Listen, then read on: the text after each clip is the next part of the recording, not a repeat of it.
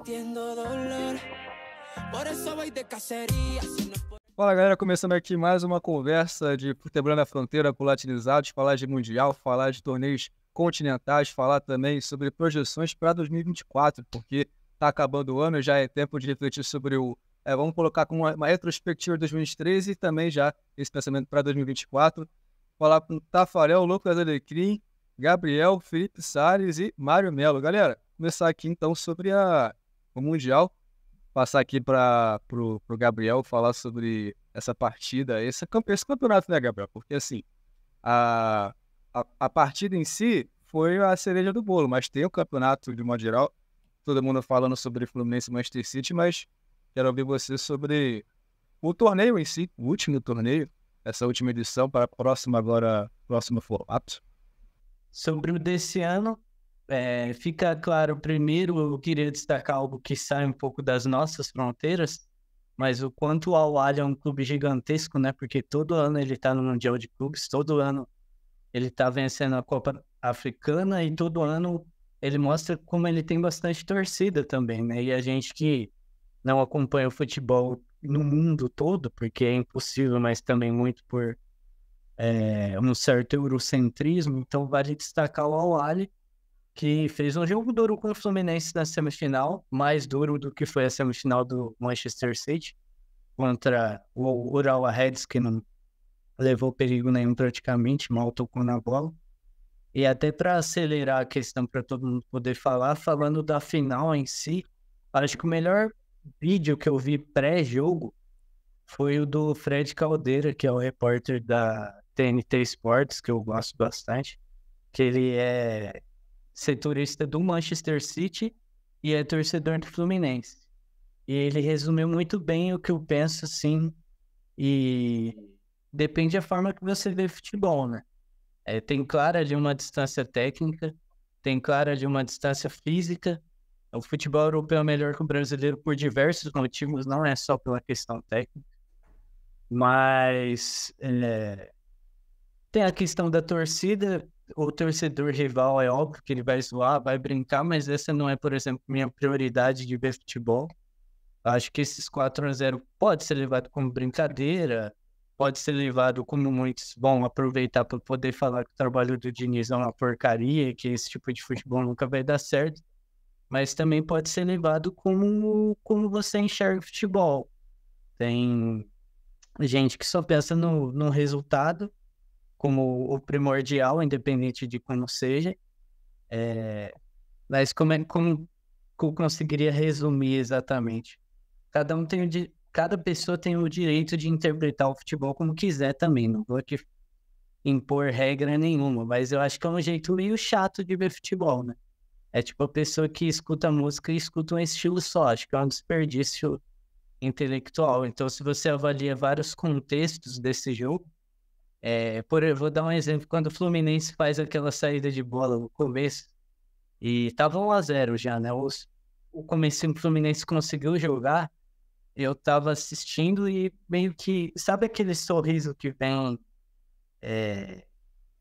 meio sem querer, assim, não é você que tá controlando, você não tá forçando, tipo, você tá gostando do que você tá vendo, aquilo tá te fazendo uma coisa assim, meio, você tá sentindo uma coisa diferente. Eu senti isso quando o Fluminense conseguiu jogar o jogo dele contra o City. Eu acho que é muito o que o Diniz quer falar quando ele dá as entrevistas dele. Agora, eu tô comentando com um amigo que racionalmente o jogo do Diniz hoje contra um time europeu, que tem um time muito mais forte, ao mesmo tempo que é o que vai mais chamar atenção, vai mais dar brecha para o time europeu aproveitar. Porque é justamente a falha que o europeu precisa. Porque se você joga todo fechadinho que nem o Urawa jogou, você vai tomar de 2-3-0, não vai atacar e vai ser isso o jogo. O jogo do Diniz, justamente por ele aglomerar jogadores e fazer esse jogo apoiado e tudo, vai sobrar espaço quando ele perder a bola. Não é nem na saída de bola, mas o estilo de jogo dele.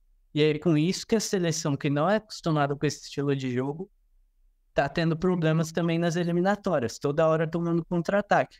No Brasileirão, o Fluminense não vai sofrer tanto. Mesmo na Libertadores não vai sofrer tanto, mas o Diniz no futebol de alto nível, que é você pegar um Luiz Dias, que é você pegar um Julian Álvares, um Foden, você vai sofrer. Mas eu já falei demais, mas resumindo assim, o problema, os 4-0 para mim não é um problema pro Fluminense. Não é um problema pro Diniz. A gente pode discutir que o futebol dele poderia ser mais equilibrado, mas ele não quer. Então, se ele não quer, o futebol dele é esse. E ele não é o único tipo de futebol. Mas se você gosta de futebol de várias maneiras diferentes, e não é um torcedor que só pensa em resultado, é divertido de ver. É divertido de ver. É isso que eu resumo. Mas sobre o jogo, acho que a maioria vai falar mais, assim, do resultado. É, passando pro Mário também, aqui na sequência, eu concordo com o que o Gabriel falou sobre o bonito, né? Você ficar... Eu confesso que, assim, não cheguei a chorar, mas eu fiquei emocionado em ver o Fluminense jogando com a característica dele contra o Manchester City, que eu falei, cara, isso é legal. Porque você não pode ter vergonha das suas características, das suas raízes. Você entra em vários aspectos além do futebol. Então não é só realmente sobre o futebol, aquilo que o Diniz fala nas preleções, nas entrevistas, nas últimas entrevistas na qual ele chamou a atenção também pelas respostas com o jornalista em inglês. E ele colocou isso em campo. E é aquilo, você fala da pessoa para aquilo que ela entrega de resultado. E ele entregou aquilo que ele podia em campo, com um projeto que a gente sabe que é diferente da realidade europeia e que se tiver um trabalho a longo prazo, pode fazer mais frente, pode fazer uma competição melhor. Então, daquilo que o Fluminense podia entregar, pegou muito bem. E isso é engraçado. Foi 4-0, mas todo torcedor do Fluminense, pelo que eu vi, eu não via ninguém ficar triste. Saber que a chance era diferente, mas havia realmente essa sensação de trabalho bem feito. Foi realmente algo muito bacana de ver, então concordo totalmente com o que o Gabriel falou. Essa foi uma goleada sem áreas de goleada, né? O Fluminense, eu acredito, foi o time brasileiro que jogou com mais personalidade a final de Mundial da FIFA, mais até do que aqueles que ganharam, porque o Fluminense ousou jogar como joga. Você pode observar que todos os times brasileiros que chegam até a final do Mundial abrem mão do seu estilo de jogo para se defender, primeiramente se preocupar em não perder e depois em ganhar, depois aproveitar aquilo que sobra, né? Boa noite a todos, me perdoe. O meu instinto de já falar quando a lacuna abriu foi maior, perdão. E eu achei muito bonito, realmente, da parte do Fluminense, essa iniciativa, né? A iniciativa de jogar como joga sempre. É o mesmo Fluminense que jogou a Libertadores, o Brasileirão, o Carioca, não abriu mão desse estilo. Eu não sou entusiasta, né, do dinizismo, mas eu reconheço a personalidade e coragem do Diniz e da equipe em terem praticado aquilo que jogam, fazerem aquilo que sabem, né? Não foi eficaz, mas foi corajoso. E foi, de certo modo, empolgante para quem gosta de assistir, né? O Fluminense não foi humilhado, né? 4-0 é uma humilhação, cara, sabendo da qualidade do outro time, né? E tendo a coragem de jogar o que sabe contra ele, sem retrancar o time todo, sem brigar por uma bola. Cara, foi um jogo, assim, prazeroso para quem gosta de assistir o futebol. Obviamente, para quem perde não é, porque quem perde está torcendo, né? Mas foi um jogo prazeroso de assistir. Eu, por exemplo, não sou muito fã de muitos passes na defesa, principalmente quando eles são quase em cima da linha do gol, né? O Fábio foi muito acionado hoje na saída de bola. Eu sou meio rústico nessa parte, né? Do bola pro mato, que o jogo é de campeonato. Só que preservou as características do clube, né? O Fluminense não jogaria de outra forma, porque não sabe jogar de outra forma, não foi treinado de outra forma, entendeu? O Diniz, ele é entusiasta do seu próprio trabalho, eu admiro muito isso num treinador aí, qualquer outro profissional, dentro ou fora do futebol, mas ele corre o risco também de morrer abraçado com alguns conceitos, como a gente já viu ele cometer alguns desses erros no São Paulo, no Vasco, né?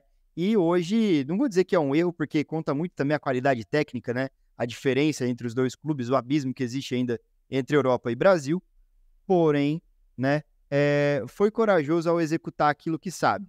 Não foi eficaz porque pegou um time que é hoje imbatível para qualquer clube de fora da Europa, né? Mas tentou fazer o que sabe. Não dá para culpar nenhum dos jogadores, não dá para falar, não, o Diniz errou aqui, errou ali, não. Jogou exatamente como veio jogando a temporada toda. Então, inclusive, muito bem ensaiado, né? Não deu porque o time que tá lá é o time do Guardiola, que tem tudo que ele quer à disposição dele, né? E isso foi crucial. Apesar do romantismo que a gente tem, como eu falei, de quanto foi legal ver o Fluminense jogando contra o Fluminense, ou o Fluminense jogando contra o Manchester City, mas seu futebol se aproxima de, tipo, uma história legal só não vai fazer um time ganhar. Uma história de superação só por ela não vai fazer o time ganhar. Se outro time é muito melhor e tem um trabalho muito melhor, por mais que o futebol algumas vezes apronte algumas surpresas, é mais provável que ele ganhe. Foi o que aconteceu hoje. E desde 2014, do 7-1, eu percebi que é assim, sabe?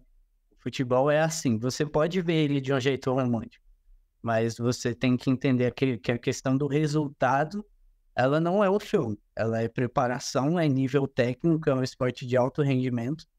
E vai ganhar quem tiver mais preparado mentalmente, fisicamente, tecnicamente. Era só isso. Eu deixei escapar aí. A gente tem que sempre reforçar que você tem que fazer a sua parte, né? Não adianta só pedir e não fazer. Você tem que fazer a sua parte no campo ali, no treinamento. Realmente é assim que funciona. E aí foi mérito do Fluminense nessa Libertadores, também foi dessa forma. Assim como o City vem fazendo ao longo dos anos, conquistando vários títulos, não é por acaso que vence a Premier League em sequência. Enfim, então é todo um trabalho por trás. E além se for colocar a sorte, nesse caso aí, é um dos últimos ingredientes da fórmula, porque é muito trabalho mesmo para chegar nesse nível. E a gente falou em off, né, galera? E aí eu passo pro Felipe sobre como foi engraçado o Fluminense conseguir, nessa entre aspas, o Fluminense conseguir aplicar a característica que o pessoal lembra muito do Manchester City, que é a posse de bola. Não é fácil fazer isso com o Manchester City. E o Fluminense conseguiu fazer com o maior expoente, a maior figura de equipe do tic-tac, até porque o cara que ficou muito famoso com isso era o técnico, né? Então, o Fluminense conseguiu aplicar isso muito bem. Sim, eu gostaria de agradecer a presença aqui, né, no nosso programa Enganche. Estamos aí estreando hoje, que é um programa da parceria do Latinizados, né, com o futebol além das fronteiras. Eu fiquei muito de olho na estatística posse de bola, assim, durante o jogo. Teve momentos que o Fluminense teve mais posse de bola, né? Ela foi alternando, né? Em determinados momentos do jogo era o City, alguns momentos era o Fluminense, assim. Durante o jogo, em alguns momentos, eu ficava vendo, assim, né? Essa estatística, porque acho que despertava mais curiosidade, né? Nas pessoas. Mas a reflexão assim que eu tive desse jogo é que ao mesmo tempo que ele foi muito parecido, ele foi muito diferente com aquele Santos e Barcelona, né, de 2011. Se a gente for olhar no resultado, o resultado foi igual, né, foi 4-0.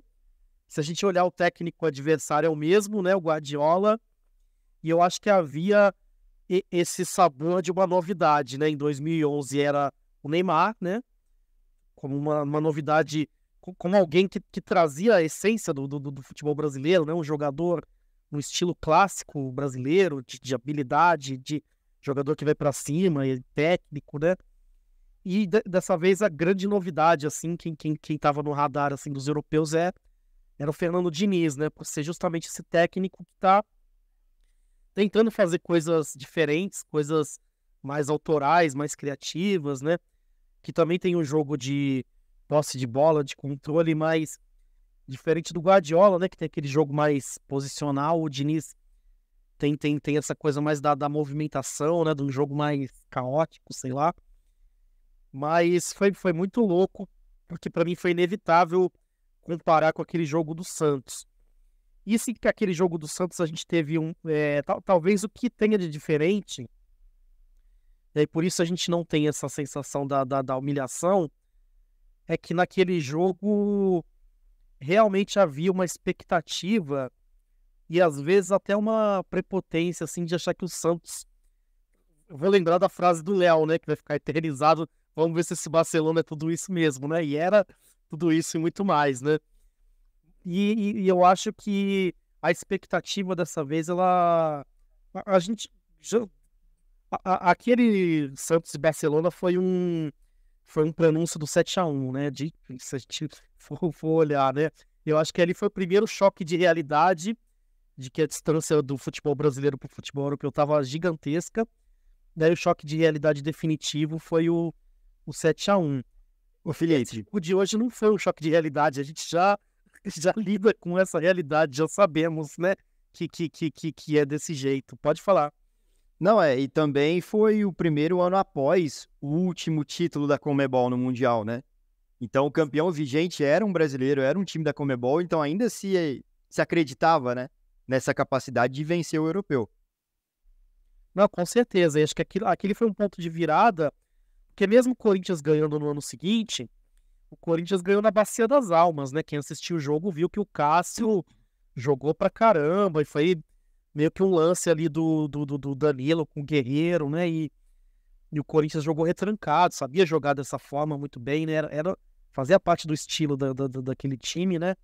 Teve competência, mas foi o último sul-americano, né? Que venceu o Mundial. E aí, depois acho que... Tipo, Aliás, desculpa, foi o ano anterior, não o ano seguinte, foi o ano anterior, foi 2011 o Santos, né? E o ano seguinte o Corinthians, perdão. É que a gente ainda estava envolto naquela atmosfera de títulos recentes, né? Como o do São Paulo e do Inter, né? Então ainda se botava fé. Não, exatamente. E aí, acho que... Estudiante também. Deu trabalho pro Barcelona. Trabalho. A gente pode até depois conversar nas prospecções, né? Nas perspectivas no final, mas eu nunca curti muito essa ideia do Mundial da FIFA de 4 em 4 anos, mas eu até falei no nosso grupo de Zap, brincando, né? Pô, se for para os sul-americanos passar essa vergonha todo ano, eu acho que é melhor ter de 4 em 4 anos, pelo menos a gente passa essa vergonha menos vezes, né? Então eu comecei a ficar entusiasmado, por mais que tenha problemas também, né? Fiquei pensando, pô, imagina numa linha do tempo alternativo, o Santos passou muito perto de ser campeão de uma Libertadores, né? Chegou na final. Imagina, sei lá, 4 anos depois o Santos na Série B e jogando Mundial, assim, né? Tipo, vai rolar coisas meio bizarras, assim, com esse Mundial de 4 em 4 anos, né? Mas, enfim, né? FIFA... Acho que é melhor deixar esse assunto pro final. E, Lucas, você acompanhou também o Mundial e, cara, como é que você pode falar sobre o Mundial? E a gente falou sobre a posse de bola, sobre o 4-0 não dizer exatamente como foi a reação do brasileiro, mas quero ver se você fala o que você acha. Foi realmente a questão comecei a poder ter feito mais, talvez se mudasse, por exemplo, a característica, a característica conseguiu, do início ao fim. Vamos lá, primeiramente, boa noite, né, pessoal? Satisfação estar aqui novamente, principalmente fazendo parte desse projeto piloto, né, onde latinizados de futebol além da fronteira está conseguindo fazer essa união de conhecimentos e trazendo para você de casa aí, né, com o programa Enganche, né, isso, o pessoal me corrige se eu estiver errado, mas é uma satisfação enorme estar aqui, obrigado vocês. E eu vou tentar trazer um pouquinho de outros pontos que, poxa, todo mundo falou aqui muito bem, tá? Todos os pontos aqui muito bem colocados, tá? Eu particularmente, eu estava um pouco ansioso por esse Mundial, porque foi um Mundial de clubes com novas inovações, né? Por exemplo, eu estava muito esperançoso de ver um pouco mais do Benzema jogando no seu clube, dentro de casa, né? Porque eu assisti o primeiro jogo, aí depois de 15 minutos, depois de 3-0, aí me arrependi, né? Foi fazer outra coisa, porque o jogo já estava ganho, já estava com sua cadência. E aí vem o jogo contra o Al-Ahly, né? Que o Gabriel falou muito bem aí, que você vê a evolução do time a cada ano. Mesmo eles ganhando lá a Copa Africana, vocês veem que eles querem cada vez galgar mais. Para mim, foi o jogo mais equilibrado da competição, né? E quando eu digo equilibrado, a nível técnico e tático, mas também trazendo para o nível de entretenimento. foi um jogaço Fluminense e Al-Ahly. O Al-Ahly podia ter saído daquela vitória com a vitória tranquilamente, e a gente ia ver hoje uma final também muito bem vista. Porque o Al-Ahly, para quem assistiu o jogo, poderia ter saído com um placar positivo. Mas enfim, por questões do jogo, acabou também o Fluminense merecendo também a vitória daquele jogo. Não estou tirando os méritos do Fluminense, né? Mas trazendo um pouco mais para a final em si, eu tenho alguns pontos para falar, né? Até acho que foi o que falou. Pessoal, a gente está há 11 anos sem ter um sul-americano levantando esse título. 11 anos. E eu vou além do mais, tá? Desses 11 anos, 5 edições, que eu vi aqui agora uma estatística bem rápida, a gente nem para a semifinal foi. Porque outros mercados, que esse inclusive do Al-Ahly, né? Ano passado foi um exemplo disso, o Al-Ahly tirou... Não, perdão, desculpa. O Al-Ahly jogou com o Flamengo, certo? Na disputa de terceiro e quarto lugar. Mas aí não conseguiu dar sequência porque ficou pro Al-Hilal, se não me engano, na semifinal. E aí o time da Arábia Saudita acabou disputando a final. Mas, sim, ao mesmo tempo que eu vejo de uma forma preocupante. Eu até perguntei ao Tafarel um pouco mais cedo se eu podia lançar a minha coluna no Futebol da Fronteira até domingo. Porque eu estou escrevendo um texto chamado, entre aspas, o mau costume que Tele Santana deixou pra gente. Né? Para quem sabe, Tele Santana foi o técnico de São Paulo, campeão 92-93, com aquele timaço que ele fez, que ele elaborou, ganhando dos melhores times da Europa, né? Indo para cima, trazendo aquela característica brasileira.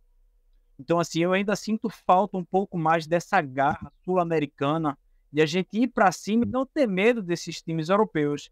Sei da potência tática que é o europeu, sei da potência organizacional, filosófica que todo futebol europeu tem hoje. Claro, agregando a diversos outros fatores.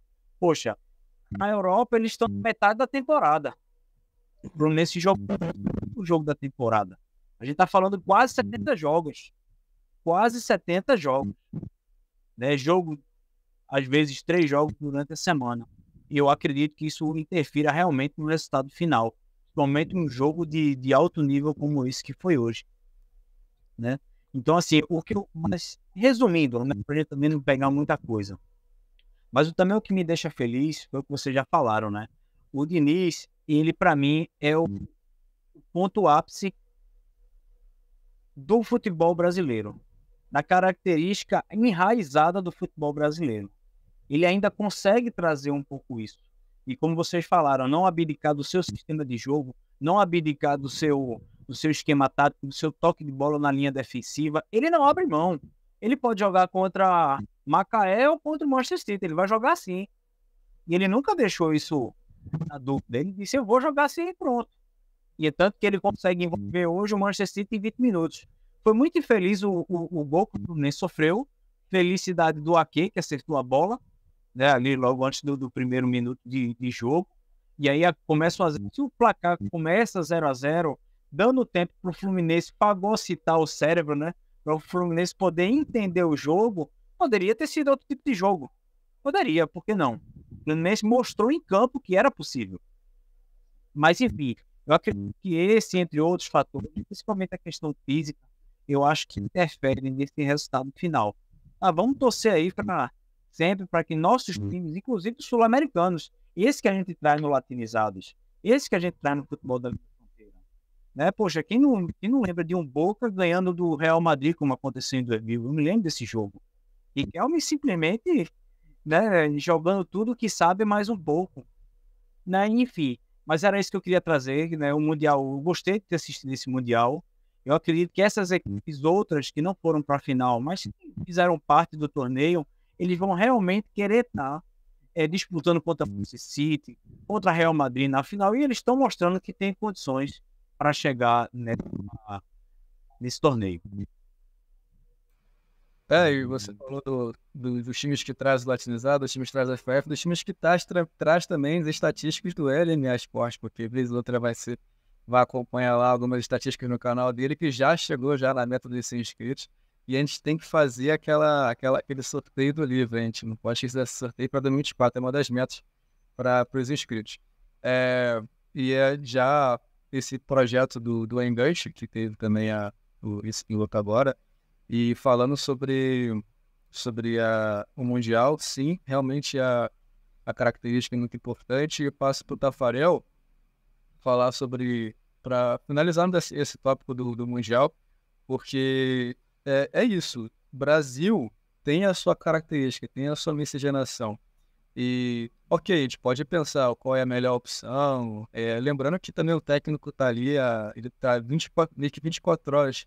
Em especial pro Mundial, eles treinaram o dobro do que costumam treinar pro Mundial. Então, se tem alguém preparado para falar sobre o que fazer, realmente eles estavam conscientes daquilo que queriam fazer. E por 25 minutos ou mais, eles conseguiram brigar de igual para igual. E até uma parte, eu não sei se o Tafarel vai falar sobre isso também, mas aí eu já relembro isso aqui, que quando o Cano sofre o pênalti, mesmo que impedido, naquele momento o Fluminense estava muito bem na partida.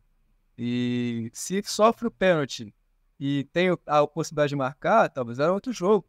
Porque é aquilo que falamos aqui no decorrer do tópico. O gol foi muito infeliz, muito rápido, foi menos de 1 minuto, foi o mais rápido da história. Tinha que ser contra o Fluminense, acabou acontecendo, infelizmente. Mas faz parte do futebol. É isso, você tá disposto ao risco, sabendo que pode ter essa consequência? Eles estavam, aconteceu. Mas também não abaixaram a cabeça para até o final. Poderia, por exemplo, pensar que chegando 4-0, vamos deixar o jogo rolar, vamos dar a bola para eles e deixar eles terminarem a pasta com a bola no pé. Correram até o final. O John Arias foi uma figura viva disso aí, né? Correu do início ao fim. Enfim, o Cano dando carrinho na entrada do Fluminense para tentar bloquear um 5-0 do algo pior. Então, foi realmente a característica do Diniz. E é isso, o Brasil tem que se dar o melhor da sua característica. Porque é assim que a gente vence. Foi assim que a Argentina venceu o Mundial, dando sua garra, fazendo o que o pessoal fala de catimba. Aí você pode torcer a favor ou contra, mas não foi lá, não venceu o Mundial. Então, se o Fluminense fosse vencer, seria com essa característica. A Argentina conseguiu. Então, é assim que a gente tem que vencer. Não é que, a gente pode vencer assim. Não é errado vencer assim. Não é que tem que seguir um modelo padrão europeu ou algo assim. Existem outros modelos, como o Gabriel falou isso também, de que você não tem que só apoiar uma vertente, você pode também. Existem outras maneiras de enxergar o futebol. E a gente consegue vencer assim também. Fala aí, Tafarel. Eu queria... Perdão. Eu queria só fazer uma observação. Eu até queria que fosse mais sul-americano hoje ainda. Que fizesse umas faltinhas pra parar o ataque. Jogasse bola pra lateral. Você reparou, Samuel com o Grilo, estava tendo uma conversinha ali, né? Não, essa parte da conversinha amigável... Samuel ali na hora. Dizem que o Grealish falou pra ele assim que a sua bronca bate na minha panturrilha e volta, né? Caramba, parte. Mas Tafarel, fala aí, cara, que você esse Mundial, o que você mais gostou do torneio em si, a final, enfim. Boa noite a todos. Prazer estar participando aqui com vocês aí no Enganche, né? Esse primeiro episódio do Projeto Piloto. Vamos fazer bastante episódios ainda a partir de janeiro, né? E vamos falar bastante sobre isso aí e outros campeonatos aí que a gente tem também aqui dentro do futebol além da fronteira, platinizados. E falando sobre o assunto mundial de clubes, o papo que vocês falaram agora me lembrou do Grealish, que ele recentemente também jogou contra o América do México, no amistoso lá, ele apanhou bastante também, então ele já está acostumado a apanhar de sul-americano. Sul-americano e latino-americano como um todo, né?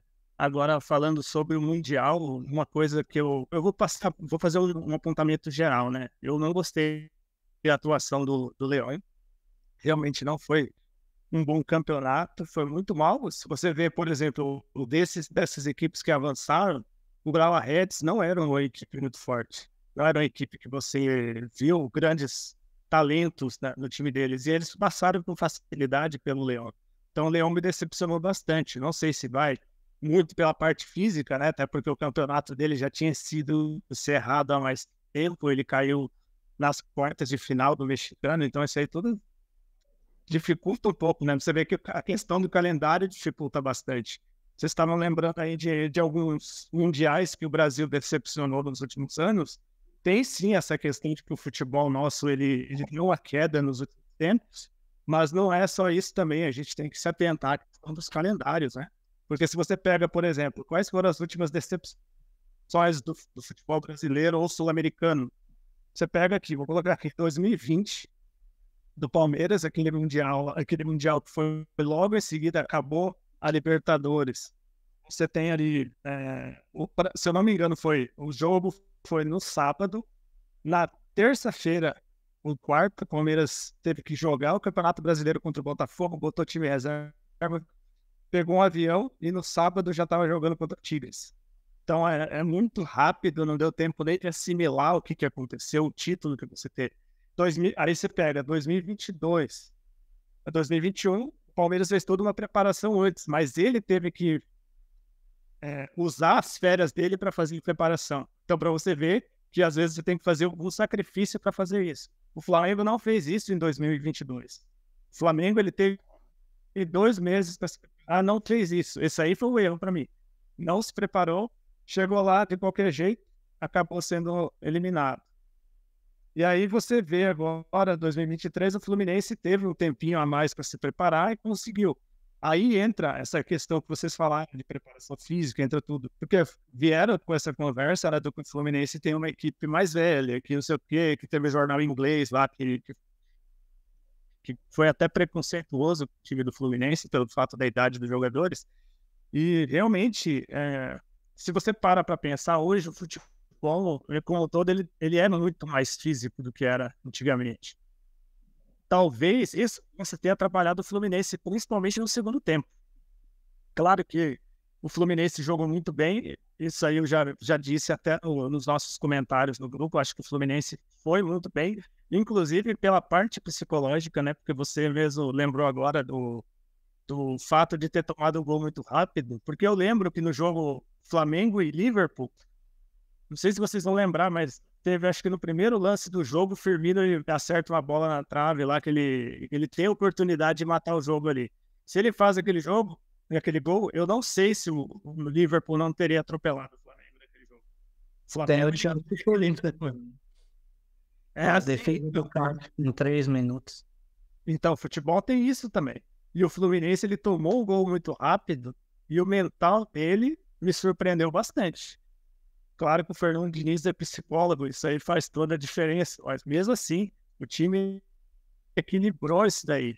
Ele conseguiu se controlar e teve um momento do jogo, lá uns 10, 20 minutos, mais ou menos ali, que ele controlou a posse de bola, teve chances.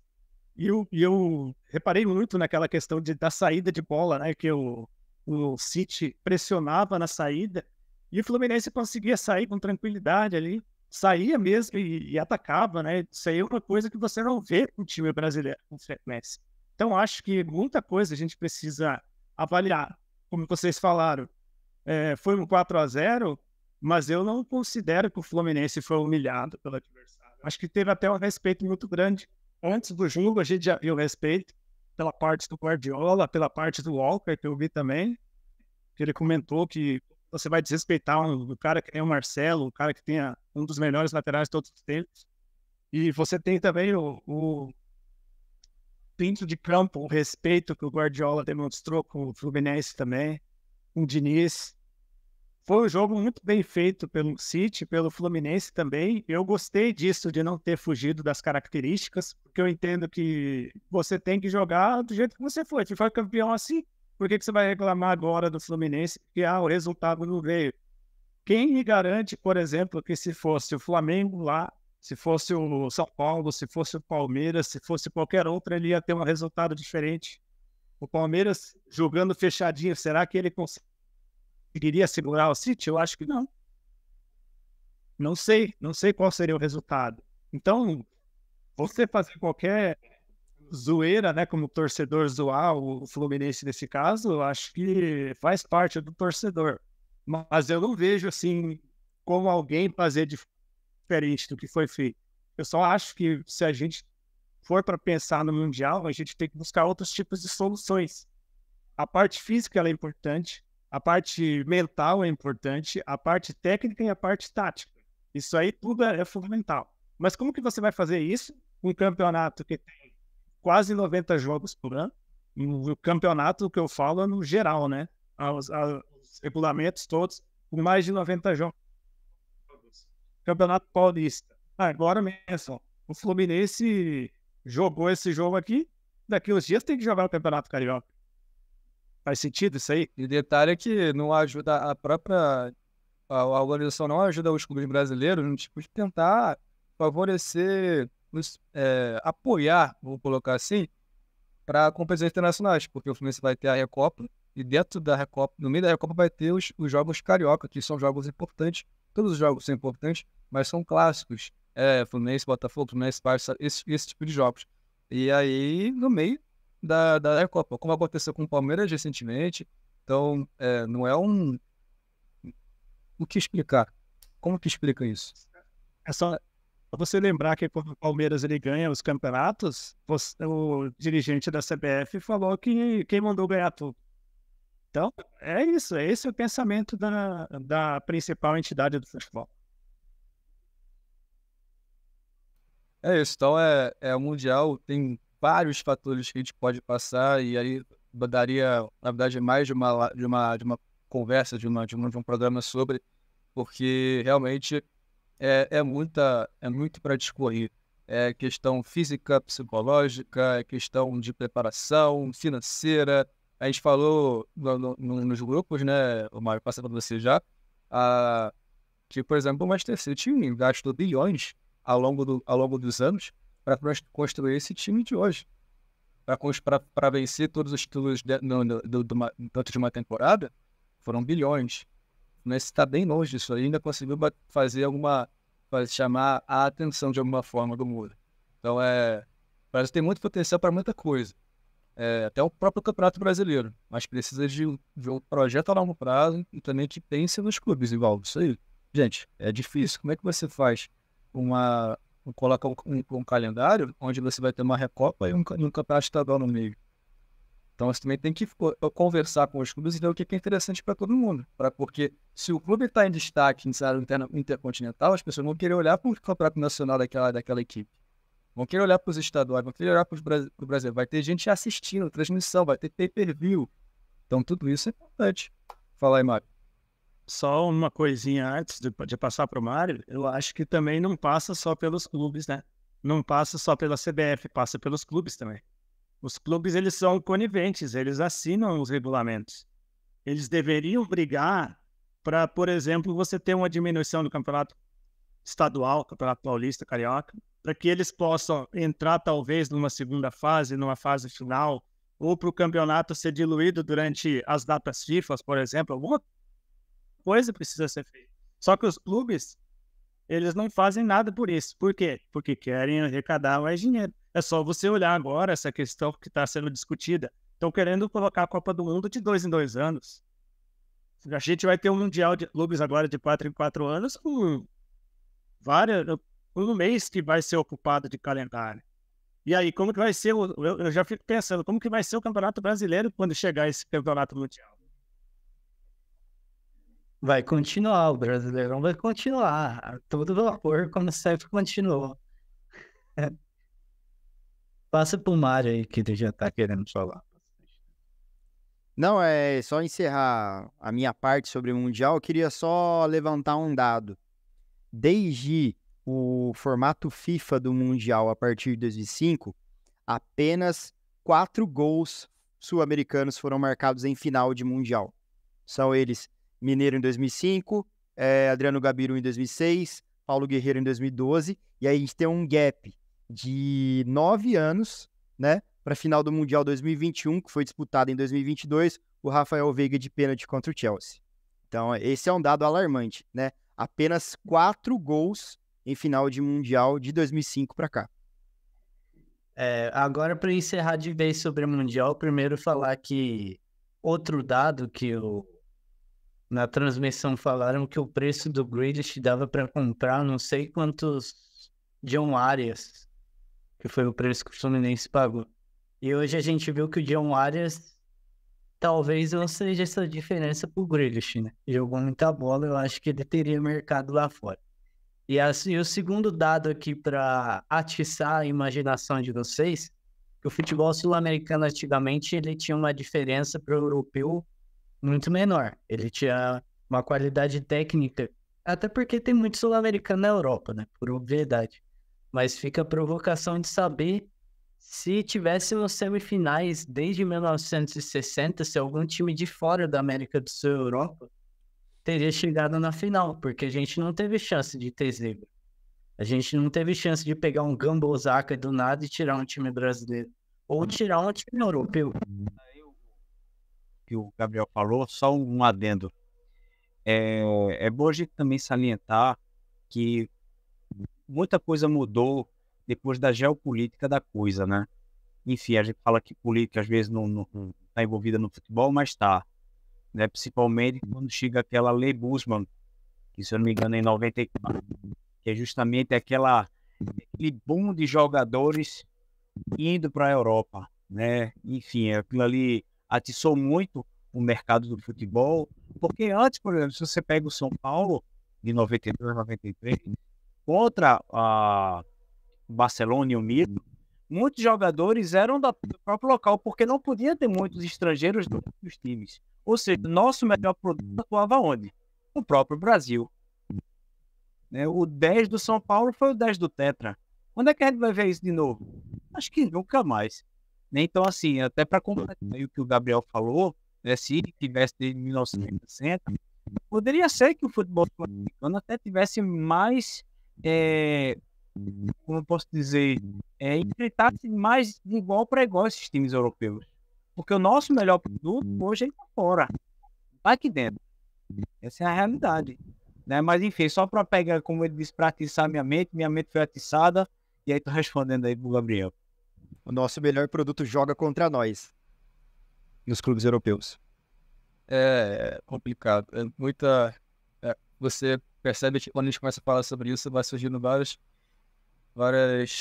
caminhos para se falar, porque realmente não é um negócio tão simples assim, né? Mas também não é loucura falar que o Brasil pode fazer muito mais dentro de campo se fizer um bom projeto. Aí falamos do Mundial e também tem os torneios que importam pra gente aqui, em especial todo ano, né? Os torneios continentais. A questão da retrospectiva no sentido de falar da Libertadores 2023, né? Que aconteceu, o Fluminense ganhou, foi pro Mundial. E eu só anotei aqui de destaque, primeiro destacar que esse esquema da Libertadores atual eu não curto, por mais que ele seja óbvio, né? A Conmebol prioriza o que dá mais renda, o que vai ter mais nível técnico. Automaticamente sempre vai ter brasileiro e argentino na semifinal, ao contrário de antigamente que tinha mais surpresas. E destaque de jogadores, acho que vocês vão falar, então eu vou pular. A outra questão que eu coloquei foram as decepções da Libertadores, o Fluminense campeão, o Palmeiras foi surpreendido por um Boca que era inferior ao Palmeiras, mas de decepções da Libertadores eu coloquei 3. O River Plate, que não conseguiu jogar tão bem durante a Libertadores e saiu para o Inter, que muita gente colocava o River como favorito, inclusive numa disputa de pênaltis incrível, né? Quem não assistiu, dá uma olhada no YouTube que vale a pena.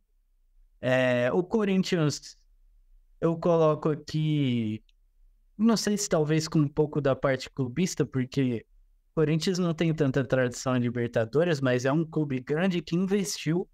Então, independente da bagunça que foi, ele investiu e saiu na primeira fase. E outra decepção que eu coloco, por incrível que pareça, é a Independiente Del Valle, que passa em primeiro no grupo do Corinthians e cai para o Deportivo Pereira, que é a minha outra anotação aqui, que é o meu destaque positivo. Primeira participação do clube colombiano, faz uma baita campanha, chega nas quartas de final e sai para o Palmeiras. Então, esses são os meus destaques da Libertadores de 2023. Tem a Sul-Americana, mas aí depois eu... Vamos passar por Mário para falar sobre os destaques da Libertadores. Cara, ia citar justamente o que o Gabo disse sobre o Independiente Del Valle, né? Chega como campeão da Sul-Americana, passa em primeiro do grupo e é derrotado pelo Deportivo Pereira. Eu acredito que podemos citar o Flamengo como decepção também. Não se espera que o Flamengo vá ser eliminado pelo Olímpia. O Fluminense deitou em cima do Olímpia, né? Falando no placar agregado 5-1. E, né, realmente, todo mundo queria ali um Fla-Flu. Talvez a vida do Fluminense ficasse um pouco mais complicada. Mas aí pegou o Olímpia. E engraçado, né? O Olímpia, motivado por ter derrotado o Flamengo, levou um choque de realidade ao se deparar com o Fluminense, né? Partidas também que eu colocaria como destaques positivos, eu colocaria as duas partidas entre Inter e Fluminense, que foram muito intensas, né? Para quem assistiu, gostou muito de ver. Na primeira partida, o Fluminense parece ter o jogo nas mãos e deixa o Inter chegar ao empate. E aí, na segunda partida, o Inter não mata o jogo e o Fluminense tira forças de lá para virar o jogo na Bacia das Almas, né? Bom, eu não diria que o Palmeiras foi decepção, porque chegar à semifinal de Libertadores não é nunca decepção. Mas o palmeirense ficou decepcionado nesse maldito tabu com o Boca Juniors, né? E realmente era aquele jogo que ia ser a rendição do Palmeiras, né? Exorcizar esse fantasma aí do Boca Juniors. O Palmeiras tinha plenas condições a isso e não conseguiu, né? E o Fluminense tentou salvar a temporada na Libertadores, né? O Fluminense não, desculpa. O Boca Juniors tentou salvar a temporada na Libertadores, uma temporada que nos torneios nacionais foi capenga, né? E que, inclusive, não conseguiu se classificar para a Libertadores do ano seguinte, né? E que foi curiosa, porque, vamos lá, se a gente for entrar na questão de merecimento, nossa, o Boca realmente era um favorito a chegar, afinal não era, né? A gente esperava, né, quase um quadrangular de brasileiros, né, com o Boca ali de intruso, como foi o que aconteceu, mas eu não esperava o Boca chegar nem na semifinal, né? 2-0 com o Racing, onde eu acredito que o Racing deveria ter passado, né? Chega e passa pelo Racing. Depois a semifinal com o Palmeiras, onde não houve futebol exuberante da parte do Boca, né? O Boca, ele é uma decepção, acredito que não da Libertadores, né? Porque chegou até a final, mas o torcedor chinês acho que não ficou contente com a temporada em geral do Boca Juniors. E aí, Felipe, o que você vai falar sobre os torneios, os seus destaques da Libertadores? Você esperou realmente que o Fluminense poderia vencer a Libertadores? Teria alguém que pensou que o Boca poderia vencer? A camisa era mais forte? Pô, eu vou reforçar aquilo que o Gabriel já falou, né? Eu também não gosto muito desse formato com tantos brasileiros e argentinos, né? Eu gostava mais quando a Libertadores era um pouco mais equilibrada.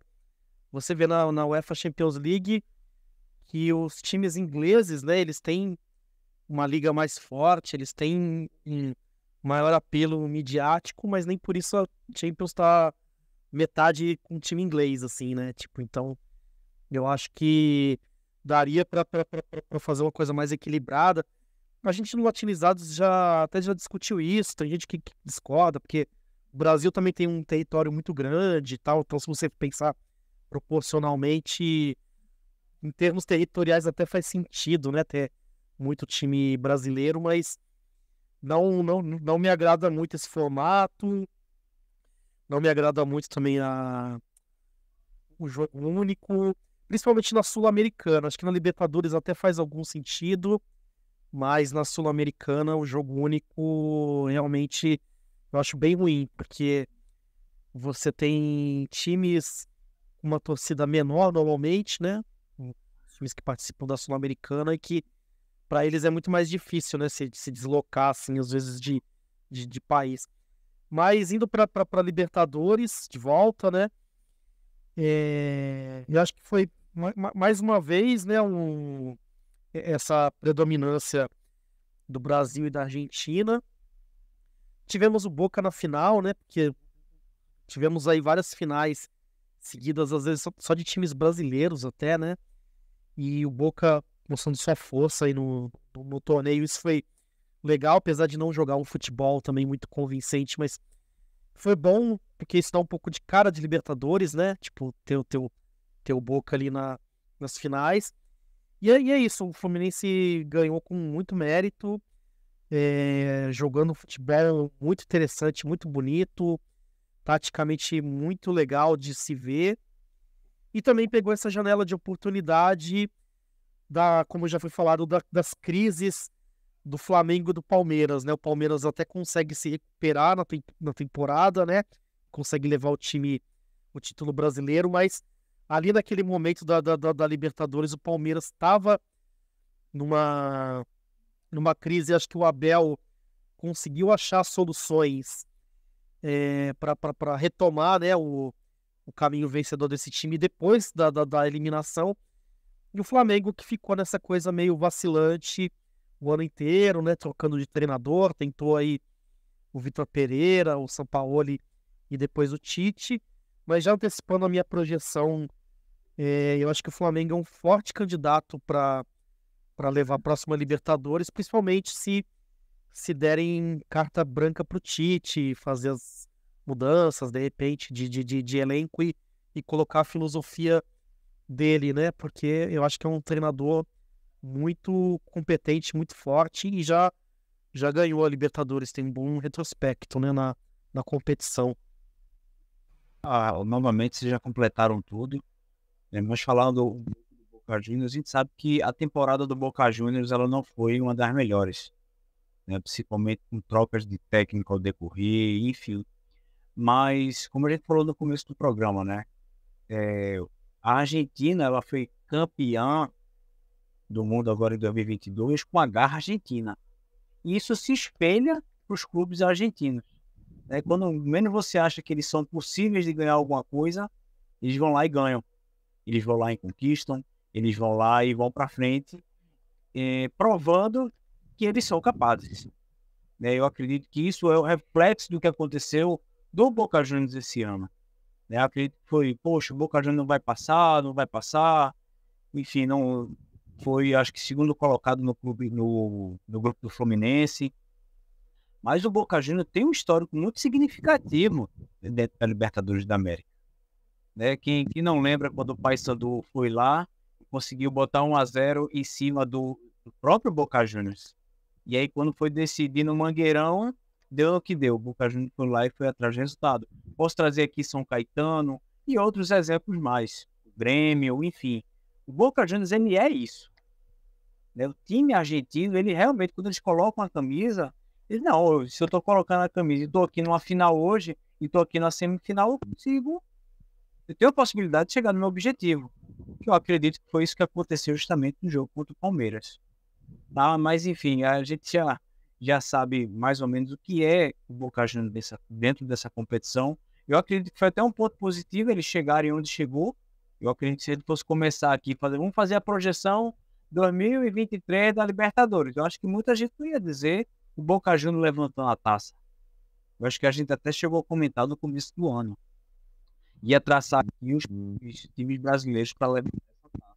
E também um ponto que eu queria destacar aqui, como decepção que eu acho que a gente não falou, foi tanto do Atlético Paranaense quanto do Atlético Mineiro. Eu esperava um pouquinho mais deles na competição, tá? Principalmente do Atlético Mineiro. O Atlético Mineiro está aí, investindo no que está investindo, e eu acredito que é no mínimo uma semifinal, independente de quem seja o adversário, né?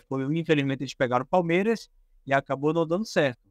Mas a gente, como olhar, não como torcedor, mas como olhar crítico, todo mundo está vendo o que o Atlético Mineiro está fazendo. Então é no mínimo para chegar numa semifinal, que não foi o que aconteceu. O Atlético Paranaense também me surpreendeu negativamente, foi pelo fato de terem saído pelo Bolívar, né? Inclusive aqui no próprio Latinizados, como a gente falou aqui, né? Acho que em off, que o boliviano passa por algumas turbulências que acabam trazendo também para os times que jogam a Libertadores. O Atlético Paranaense tem tradição nessa competição. Já chegou na final aí, se eu não me engano, em 2 ocasiões, né? Sempre beira aí para pegar o título. E acho que o Bolívar não era um time para frear o Atlético Paranaense nesse sonho. Tá? Mas de restante eu concordo com vocês. Assina embaixo aí o que foi dito sobre a Libertadores. E passar aqui então pro Rafael sobre a gente fechar esse bloco de torneios, sobre seus destaques, tá? Da Libertadores, você acompanhou a edição desse ano, o que você tem a dizer dos destaques? Você esperava essa final mesmo, Boca Juniors e Fluminense? Esperava o Fluminense campeão? Porque muita gente falou, assim como falou do Botafogo no Brasileiro, por um bom tempo, o Fluminense também não tinha essa projeção.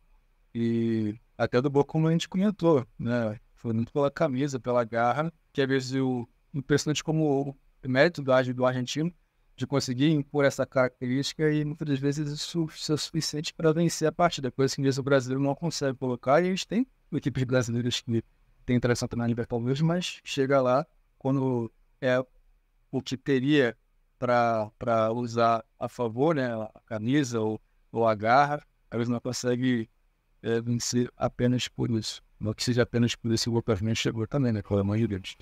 Acho que você tem a dizer sobre os destaques da Libertadores, tá? Bom, a gente teve bastante destaques, né, dentro da Libertadores. Vocês falaram agora há pouco sobre o Olímpia, né? O Olímpia mesmo, para mim, foi um destaque, porque é uma equipe que eu acompanho bastante e é uma equipe que tem problemas financeiros, principalmente. Tem muitos problemas lá de salários atrasados, transfer ban, essas questões, e ainda assim o time consegue ir bem em competições continentais, né? No caso da Libertadores, ele vai bem normalmente. Dessa vez, ele conseguiu eliminar o Flamengo no jogo que ninguém praticamente acreditava que ia acontecer. Acabou depois sendo eliminado pelo Fluminense. O Fluminense, eu acreditava que ele poderia ir bem. Não era o favorito, né? Porque o grande favorito, se você parar para pensar ali quem que seriam os favoritos, você falava em Flamengo e Palmeiras, basicamente. Só que aí, no fim das contas, o Palmeiras não fez uma boa Libertadores.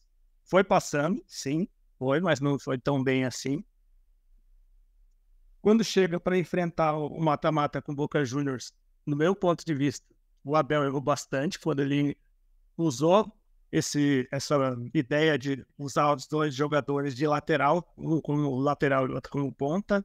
Ali foi um erro crasso, principalmente depois da lesão do Dudu. A lesão do Dudu foi o que estragou o time do Palmeiras, totalmente, né? Porque aí o Abel teve que se virar, ele não usou o Endrick de primeira.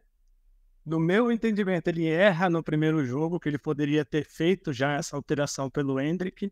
Ali era o jogo que o Palmeiras deveria ter se soltado um pouco mais na Bomboneira, para talvez tentar fazer um resultado positivo e voltar e se segurar talvez em São Paulo.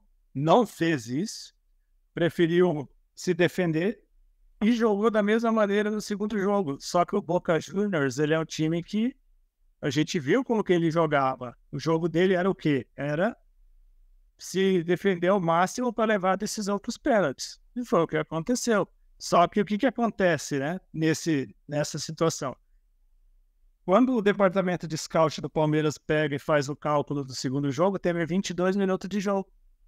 Do segundo jogo tem 22 minutos. Então, o Palmeiras deixou de jogar no primeiro jogo, foi para o segundo jogo em São Paulo, só teve 22 minutos de jogo. Então, foi um erro do Abel. Ele bota os meninos para jogar apenas no segundo tempo do jogo contra o Boca. Se ele tivesse jogado, talvez, com o time completo, nos dois jogos, talvez ele tivesse tido um resultado diferente. Tanto é que foi graças à entrada dos meninos que o Palmeiras conseguiu o empate, senão nem nos pênaltis ia. Falando sobre Sul-Americana, o Fortaleza foi bem, né? Teve a possibilidade de ser campeão, não conseguiu, acabou perdendo nos pênaltis. O time do Corinthians decepcionou do campeonato, também na Libertadores, depois foi para a Sul-Americana, também foi decepcionante. Foi uma situação realmente estranha, né? Um dos jogos que me chamou bastante atenção foi Corinthians e Estudiantes, lá na Argentina. Um jogo que poderia facilmente ter sido 10-0 para o Estudiantes. Mas era o plano do Luxemburgo, pô. Ele planejou tomar 1-0 só. Foi muito, muito esquisito. E aí foi uma situação que me chamou bastante atenção. Defesa e Justiça, mais uma vez, foi bem no campeonato também.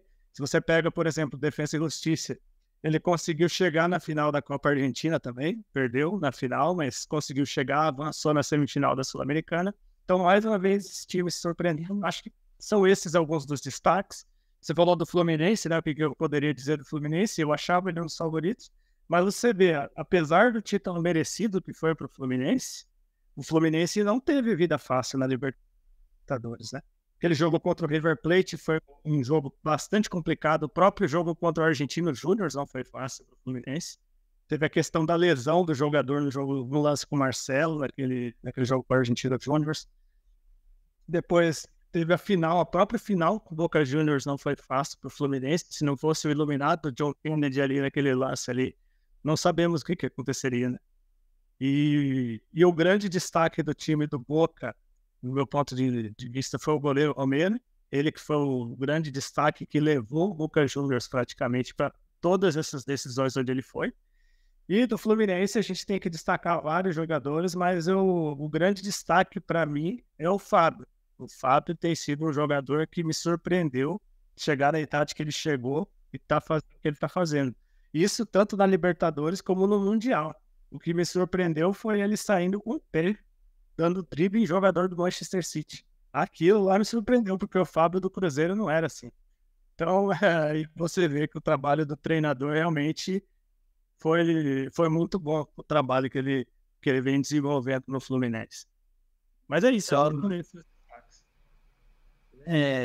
Eu sei que o James provavelmente ia passar para outro assunto, que a gente já está apertado de horário. Mas falando rapidamente da Sul-Americana, eu preciso destacar uma coisa específica, mas já destacando rapidamente 3. Primeiro, o Vojvoda, trabalho que acho que a gente tem que destacar. É impressionante. Segundo, o destaque positivo, por incrível que pareça, eu vou falar o Corinthians, mas vocês vão entender, não é para o Corinthians. É o Sub-23, né? Que levou o Corinthians até as quartas de final, se não me engano. O Corinthians joga com o time Sub-23 até as quartas de final.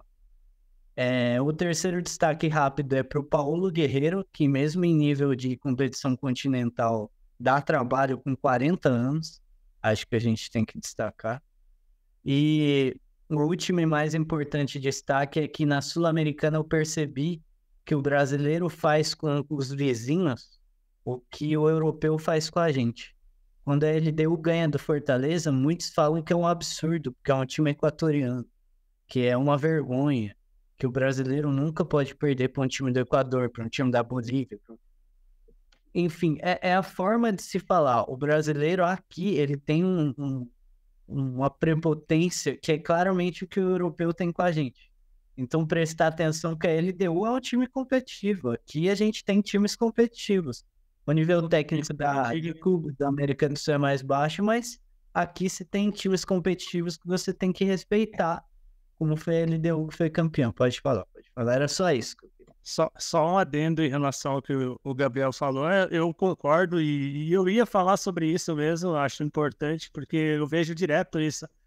Que os europeus olham a gente de cima, mas a gente olha os sul-americanos de um jeito diferente? Não. Os brasileiros sempre têm esse olhar meio arrogante pro sul-americano. O jogador é boliviano, vamos ganhar do time boliviano. Então não é assim. Não é assim, né? Se você quer exigir que eles tenham respeito com você, você também tem que ter respeito com eles. E se você pega por igual, Defensa e Justiça é o maior exemplo que eu dou sempre quando eu falar desse tipo de coisa. Todo mundo critica. Eu lembro na época, acho que foi o São Paulo, o primeiro time que sofreu com ele, né? Não lembro se era São Paulo ou Vasco. Sim, São Paulo. Na época, todo mundo falava, não pode perder, o São Paulo vai atropelar o Defensa e Justiça. Foi lá e perdeu. E aí você vê hoje, o Defensa e Justiça acabou de lançar um centro de treinamento moderno para a categoria de base. Alguém falou isso aqui no Brasil? Ninguém sabe quem é. Só vai saber criticar o time, não sabe. O time pequeno lá de um bairro lá, de uma vila lá de uma cidadezinha pequena lá perto de Buenos Aires. É só isso, Florencio Varela. Mas não é um clube de comunidade, a comunidade é totalmente engajada no time. Então, futebol tem isso. você quer respeito? Vamos ter respeito também com o nosso coleguinha. E o Brasil não tem isso, infelizmente. Não é o Brasil que fala o tempo todo. A gente é pentacampeão mundial. Nós somos pentacampeão mundial. E aí? O que tá adiantando ser pentacampeão mundial?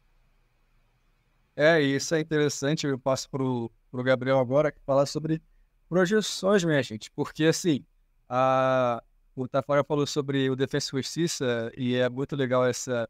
Tem até um vídeo sobre isso, um vídeo bem trabalhado que o Tafara fez também ali pro canal. Até pedi pro Tafara falar sobre isso na parte dele, mas passo pro Gabriel sobre projeções para 2024 para os clubes, para as competições. Tem algumas aí para se pensar e, enfim, uma delas é com o argentino que a gente já sabe que vai dar trabalho para 2024. Tem muita expectativa nesse cara aí. Mas fala aí, Gabriel, o que você tem a dizer sobre as projeções, as suas projeções para 2024? Acho que eu vou aproveitar a minha parte das projeções para falar o que ficou faltando um pouquinho de tempo, que foi o que aconteceu em 23 que pode refletir 2024. A Copa da Liga Argentina em 2023, que é um torneio recente que veio depois da pandemia, que a Argentina é uma bagunça de calendário mais do que o Brasil. Teve torneio nacional e metropolitano nos anos 70, 80, depois clausura e apertura, aí depois virou um campeonato só e agora a gente tem a Liga Argentina e a Copa da Liga Argentina. A Liga Argentina é um pontos corridos de um turno único e a Copa da Liga Argentina é um fase de grupos mata-mata e a partir desse ano a Copa da Liga Argentina é como se fosse um clausura, também campeonato argentino. Com isso, o Boca Juniors tem mais 2 títulos, o Tigre ganha o seu primeiro título da história, o Colón ganha seu primeiro título da história, e nesse ano o campeão foi o Rosário Central, e com isso o Rosário Central está na Libertadores de 2024. Também falando de a parte sul-americana, o Cobreloa, que é um time gigantesco do Chile, que as pessoas não sabem, mais recente, né? Fez final de 81 com o Flamengo, subiu para a primeira divisão depois de 8 anos, sofreu uma história parecida com Fortaleza na Série C. Foi o Cobreloa que conseguiu subir aí e tenta se reerguer, voltar a ser um clube grande e atuante no Chile. E para encerrar o Campeonato Boliviano de 2023, que não terminou. Ele teve um campeão, mas não terminou. Teve denúncia de manipulação de resultados, o campeonato foi suspenso. Ficou o que ia acontecer, porque a Conmebol queria saber quem iria se classificar, né? Ela até interviu. O The Strongest que era o líder na época, foi nomeado campeão, vai ser o representante da Bolívia. E fica esse adendo aí que essas questões de manipulação de resultado têm chegado a níveis como esse.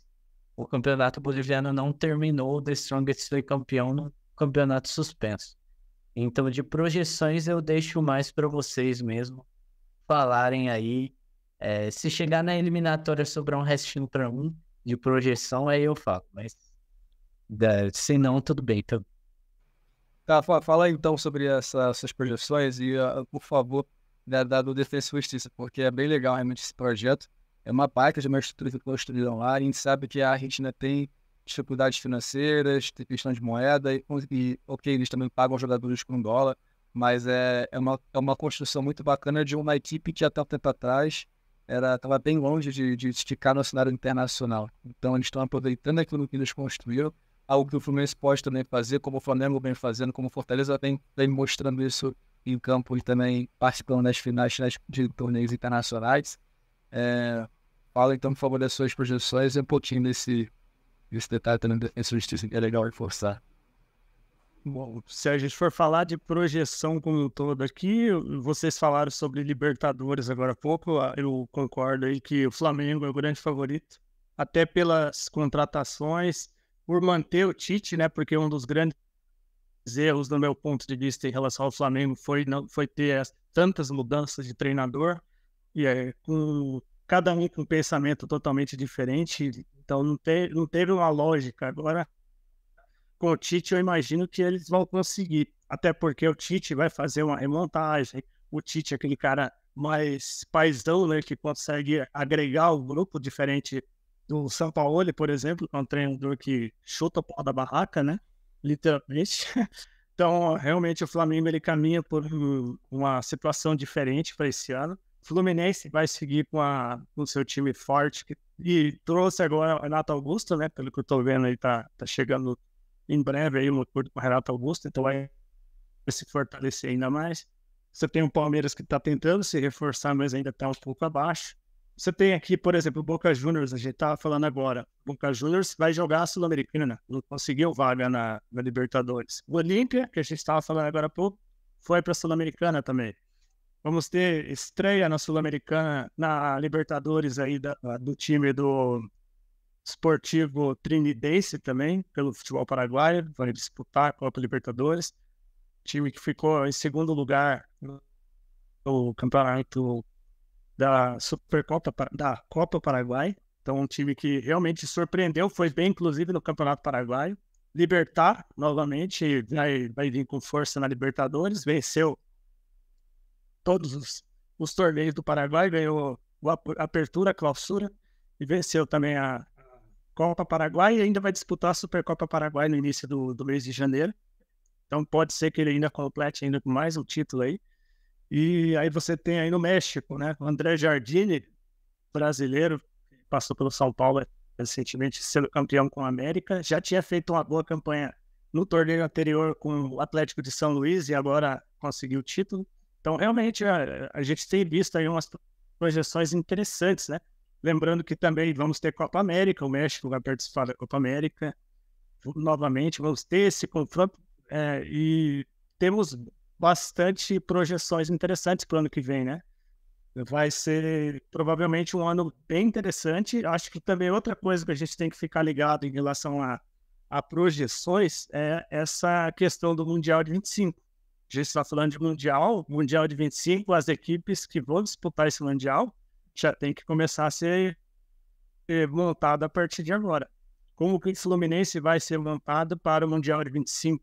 Como que o Palmeiras vai ser montado para o Mundial de 25, como que o Leão vai ser montado para o Mundial de 25.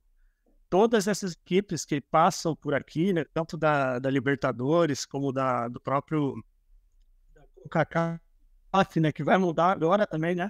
Vamos ter mudança na CONCACAF. O CONCACAF agora vai se chamar Champions Cup, que é uma competição maior. Então, tudo isso vai acontecer em 2024 e a gente tem que ficar ligado nisso. E aí, Mário, o que você tem a dizer sobre as projeções, do seu ponto de vista, para 2024? Bom, projeções para 2024, perdão, eu acredito que dificilmente a Libertadores não fica com o clube brasileiro, dada a realidade econômica do continente, né? A gente tem aí alguns clubes que são interessantes serem analisados, né? Que incomodam bastante os brasileiros, como o Del Valle. O River Plate é super copeiro e vai jogar, né? O São Paulo vai disputar a Libertadores de novo. O Bragantino também tem uma equipe interessante que merece ser analisada. Pessoalmente, eu quero ver o que o Botafogo vai fazer, né? Porque se passa de fase, pode pegar o Bragantino e aí vai ser uma disputa muito interessante pelo ingresso na fase de grupos, né? Eu realmente não gostaria de ver o Botafogo sofrer ainda mais, mas acho meio difícil. Até chegar na fase de grupos pode ser celebrado já pelo torcedor do Botafogo. Sobre a Sul-Americana, o leque é mais extenso, né? Aí eu já não vejo tanta certeza de brasileiro ganhar, né? A gente vai ter aqui o Independiente Medellín, a gente vai ter a Universidade Católica, o Racing, né? A gente vai ter o Boca, né? Então eu acredito que vai ser um torneio mais disputado, né? Um torneio assim bem pegado, bem legal de assistir. Eu acho que a Sul-Americana não vai dever em nada em competitividade para a Libertadores. Vai ser um torneio muitíssimo exuberante. E sobre o ano de seleções, eu gosto muito desse Uruguai, viu? Acho que vai dar trabalho aí na Copa América e continuará dando trabalho em eliminatórias, né?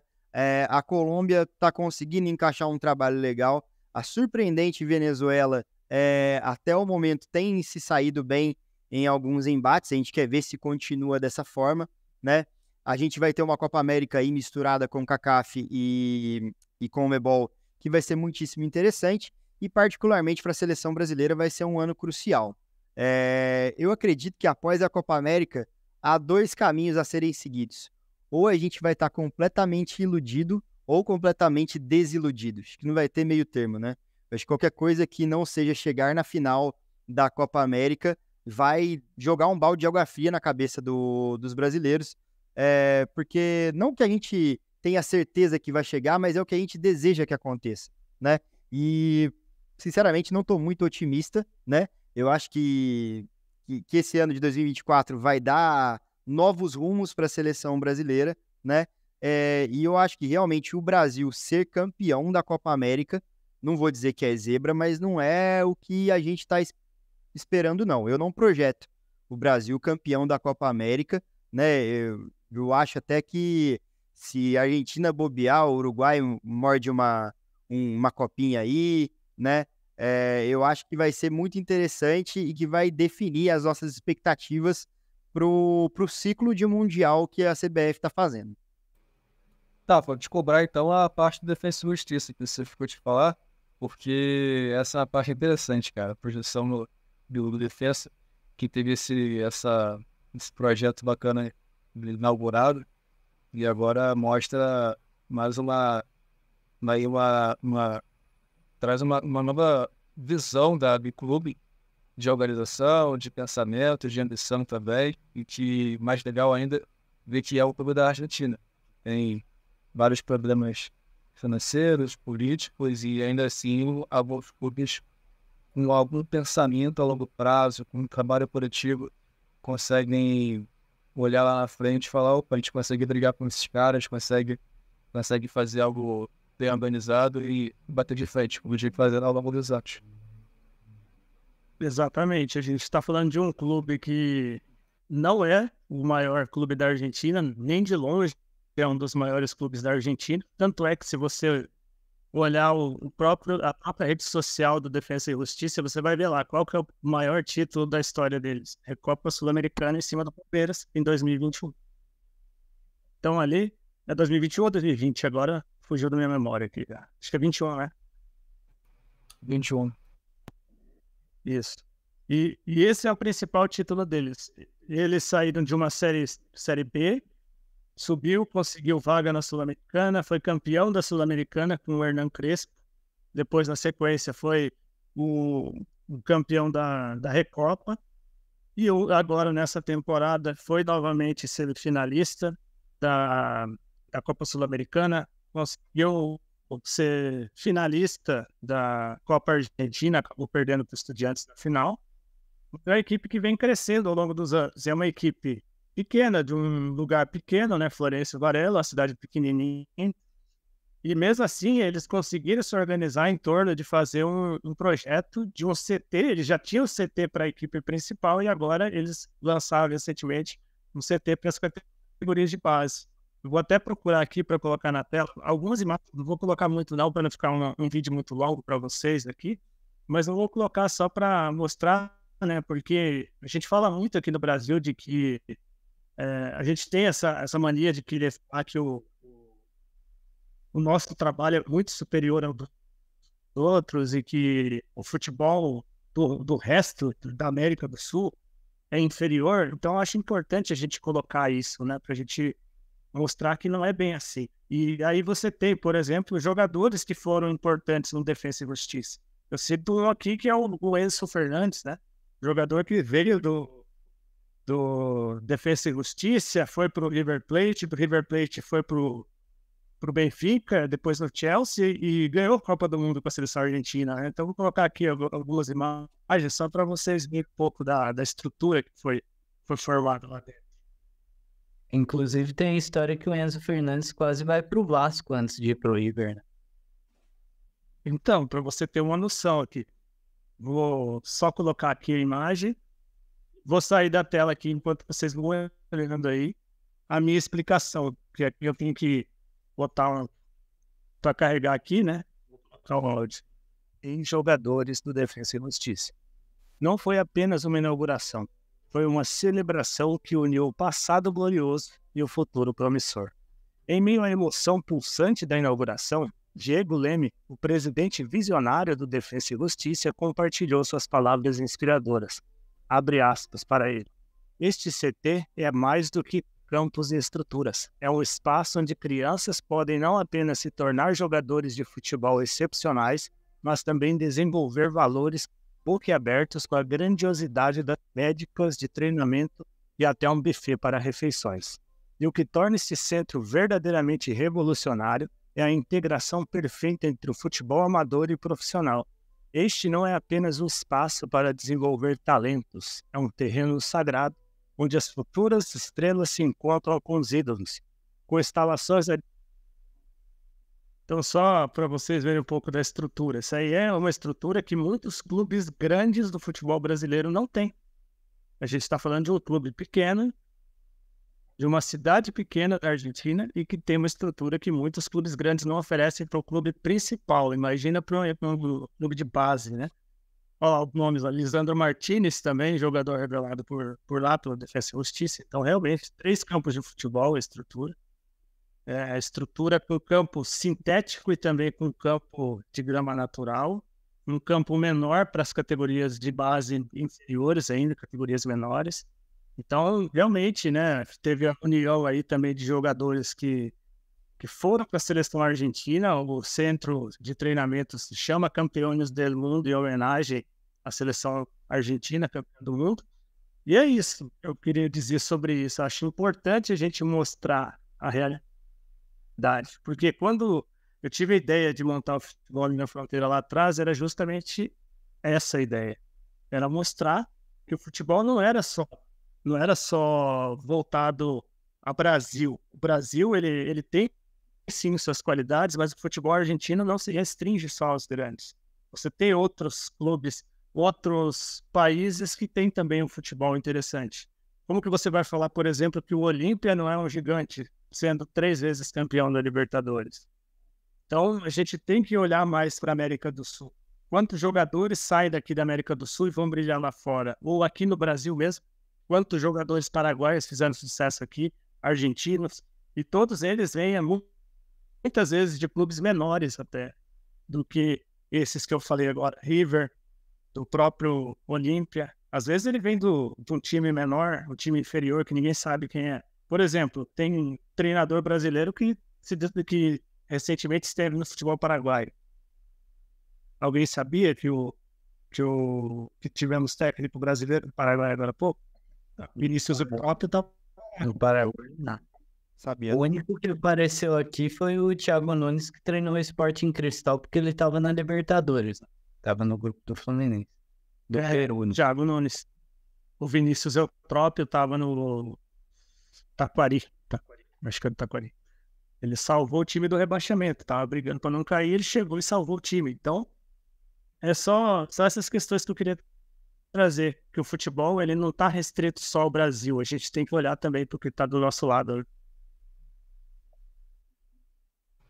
É isso, e o Tafarel falou sobre o criar, né, o Futebol Fronteira, falar sobre essas equipes que é realmente importante passar sobre, falar sobre, e a gente não vê sempre, e também tem essa parceria com o Latinizados, com esse piloto Engante, para também trazer mais sobre o futebol de outras vertentes, não só o europeu, como todo mundo fala. A gente vai poder passar, como a gente falou do Mundial também, falou um pouco do Manchester City, mas essa é realmente a ideia, falar sobre equipe que a gente gostaria de ouvir mais e trazer mais informações sobre aquelas equipes, como foi o caso desse vídeo com a estrutura do Defensa e Justiça.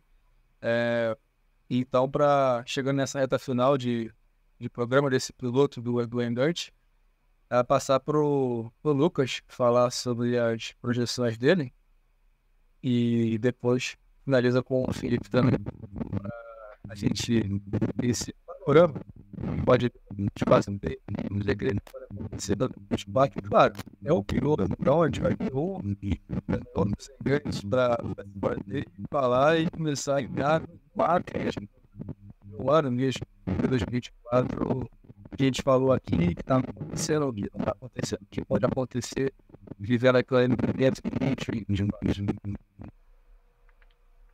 Tá bom, pessoal. Vocês já abordaram bastante aí novamente, abrangendo mesmo a.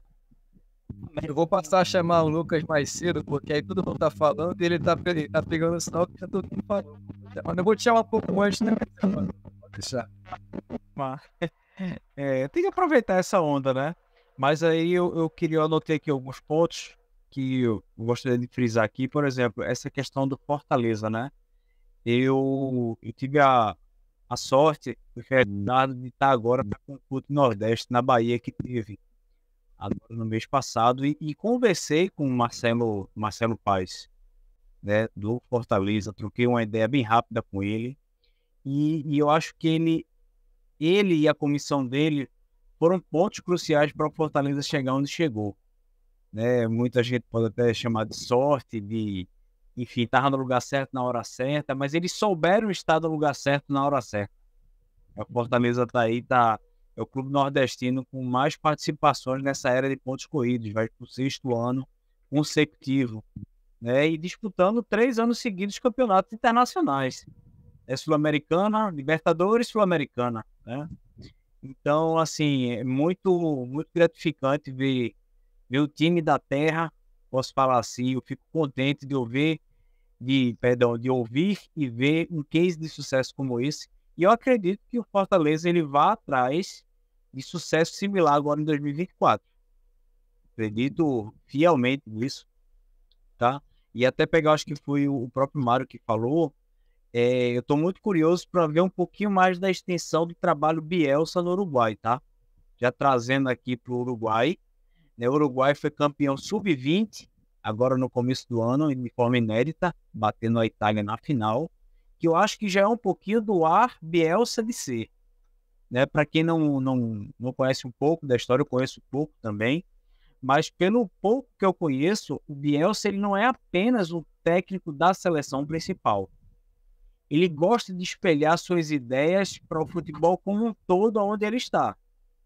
Para quem não viu aí, tem foto dele ali indo assistir jogo da divisão uruguaia, ele sentado na arquibancada com os torcedores, comendo a pipoquinha dele ali, a prancheta dele, ele tá lá.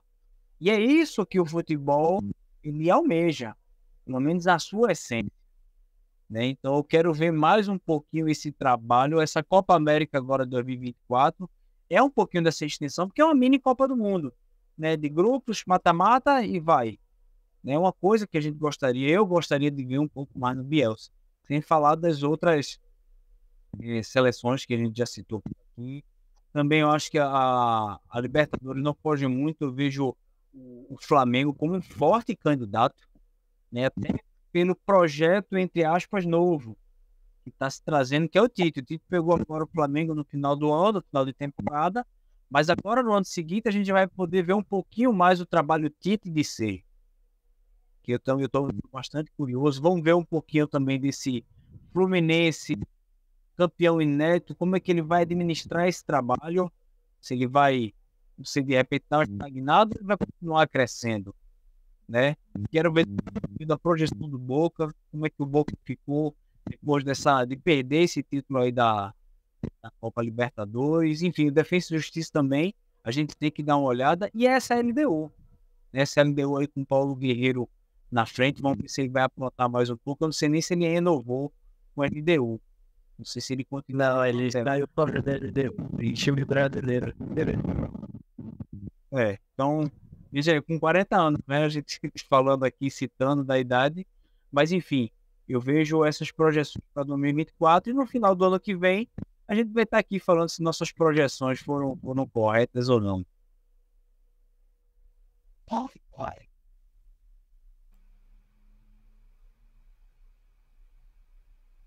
Passar para o Felipe, então, que consegue me ouvir, Felipe? Sim. Tá gravando? Ah, tá. Passar para o Felipe. Então, para finalizar as projeções, e claro, vai ter outros enganos para falar sobre, então vai ter outros alinhamentos para já dentro de 2024 e até aprofundar mais as projeções até o final de 2024. Mas fala, Felipe, que você tem como projeção para 2024. Eu tô animado com algumas coisas para 2024. uma coisa que me anima muito é justamente a Recopa, que vai juntar Fluminense e LDU. Acho que vai ser um encontro interessante, que talvez pro Fluminense tenha um saborzinho de vingança, né? Por aquela fatídica Libertadores de 2008 ali, né? Que o Fluminense estava muito à E frente. da Sul-Americana também, né? Exatamente. Então acho que vai ser um jogo com tempero muito interessante, assim, tô animado para esse jogo da Recopa. Eu gosto do torneio da Recopa, né? Apesar de ter essa cara meio de amistoso, assim, mas eu acho que é um torneio bem legal. Outra coisa que eu tô muito animado, como vocês já falaram, é a Copa América.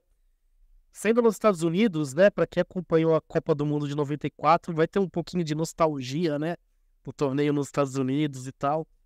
E outra coisa que me anima muito nessa Copa América é essa direção que para mim parece uma tendência mesmo da integração da Conmebol com a CONCACAF.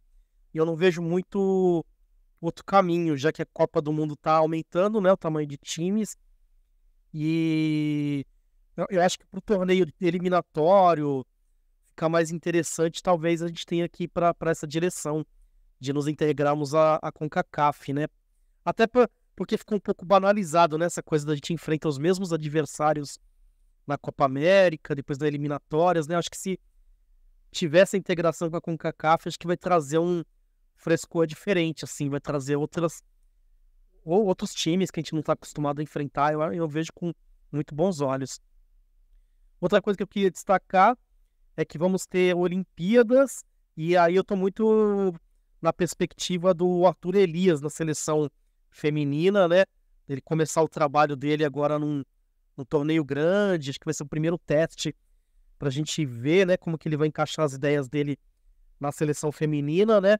Acho que a competência dele como treinador de clube é inquestionável, né? O trabalho que ele fez no Corinthians aí todos esses anos, mas a gente fica curioso, né? Depois dessa passagem da Pia, que teve um lance de estrutura que foi interessante, né? De profissionalizar, de organizar, mas na parte técnica, tática, eu acho que ficou devendo bastante, né? O trabalho da Pia, e a gente tá agora com essa carência, né? Vamos ver quem que vai jogar das veteranas aí, se aparece uma Marta, se aparece uma Cristiane, ou se ele vai renovar o elenco, né? Então, tô aí nessa expectativa.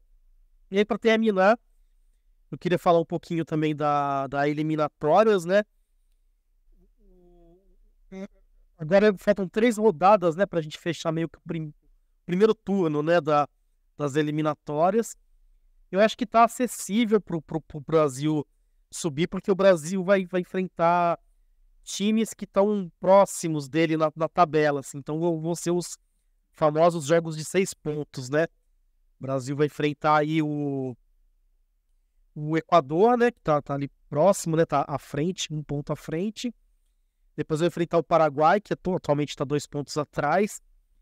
E depois enfrenta o Chile, que também está 2 pontos atrás. Então são todos adversários diretos, assim. Então eu acho que se o Brasil definir o seu técnico, definir sua comissão e começar um trabalho decente para 2024, eu acho possível a gente espantar, assim, esse fantasma de ficar fora da Copa, né? Que é praticamente impossível, né? O Brasil conseguir essa proeza e tal, né? Mas eu acho que dá para terminar 2024 numa posição muito mais digna aí nas eliminatórias. E não tô muito otimista para a Copa América, não. Eu acho que vai ser momento de transição, ver quem que vai ser o técnico, ver quem que vão ser os jogadores da confiança desse técnico, qual que vai ser o sistema de jogo dele, né? Então vai ser essa adaptação, né? Eu acho que o Brasil tem que pensar mais na eliminatória mesmo e melhorar aí sua posição urgentemente. Da minha parte, eu acredito que o Ancelotti é uma dúvida ainda, e, bom, seleção brasileira, questão de técnico, dependendo do tipo, como vai ser a conversa com o Ancelotti, o juiz pode ficar. Não vejo muito essa ideia de que o Ancelotti é certo, 100% certo, está cada vez mais duvidoso realmente a vinda dele. Pode falar, Tafa. Precisamos definir primeiro quem é o presidente da CBF, né? Aí é outra conversa, né? No Até caso, porque se a gente não souber quem é o presidente da CBF, fica difícil saber quem vai ser o treinador também, né? Quem vai contratar? Não sei. essa parte aí você corta. Seleção brasileira dá É, três tem a falar treinadores, sobre né? nesse momento. Olha, de tantas coisas da CBF que a gente não sabe, eu jamais iria imaginar presidente e treinador. Essa parte aí você não corta aí, que eu não faço. Mas assim, focando aqui na projeção. Técnico, Ancelotti. Não sei se o Ancelotti vai vir para a seleção brasileira. É aguardar. Cada dia mais dúvida realmente se ele vem, porque a conversa sempre é desconversada, basicamente isso. Mas se vier, aí é aguardar para ver o que pode acontecer. E é um projeto como o Felipe falou, gente. A Pia fez um trabalho, esperava-se mais, não aconteceu. Tem que ter paciência, tem que dar mais liberdade para a pessoa trabalhar também. Não é seguir, eu vou contratar você, mas tem que seguir a nossa cultura. Pera lá, você tem uma mudança estrutural a longo prazo ou não? Então você também tem que ter essa conversa. Não sei se foi o caso com a Pia, então não posso falar que foi realmente aconteceu com ela. Ela está tendo toda a liberdade para isso acontecer, não posso falar. Mas no caso do Ancelotti, isso tem que acontecer. Se ele vier, tem que acontecer. Como acontece no Real Madrid, de dar toda a carta branca, dar a condição financeira para contratar jogador, também ter a financeira para a estrutura da CBF, que tem muito dinheiro e que pode fazer uma estrutura melhor se o Ancelotti achar interessante e vindo a mudar algumas coisas em relação a treinamento, a viagens, ao planejamento que ele tem para a seleção.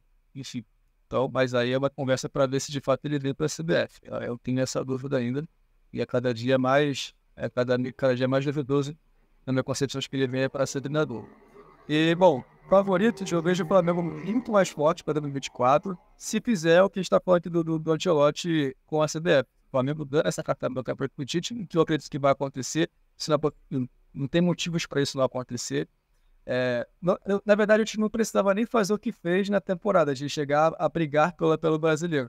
Mas ainda dá um motivo a mais para dar toda a carta branca para o Tite fazer o trabalho dele. A gente sabe o quão ele é competente pelos clubes que passou, pela seleção também. Ele é o cara que sai da seleção sem vencer a Copa do Mundo, mas que deixa a dúvida aí, deixa dividido alguns torcedores. E que ele fez um baita trabalho com a seleção, vencendo Copa América, batendo recordes em eliminatórias. Então, é um baita de um técnico também. E tem tudo para brigar por todos os títulos pelo Flamengo e fazer uma renovação também, porque o Flamengo precisa de algumas renovações no elenco, sim, isso é natural.